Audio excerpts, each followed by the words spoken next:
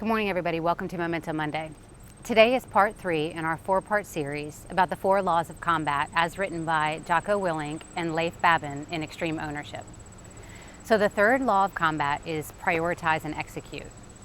And as you can imagine, as a military leader, you're faced with so many different scenarios, targets, threats that you need to be able to evaluate and prioritize before you can decide what the plan is for your team or your unit to execute on.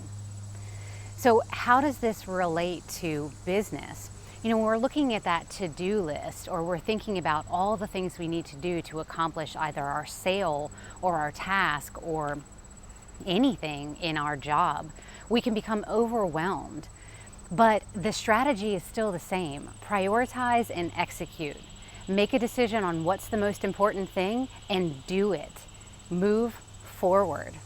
So I want to read to you what's actually in the book about this strategy, because I don't think I could say it any better than what's written here.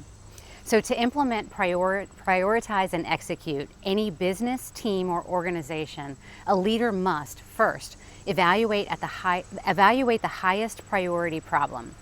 Second, lay out in simple, clear, and concise terms the highest priority effort for your team. Third, develop and determine a solution. Seek input from key leaders and from team where possible.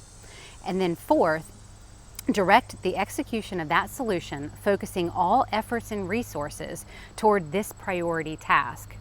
And then lastly, move on to the next highest priority problem and repeat.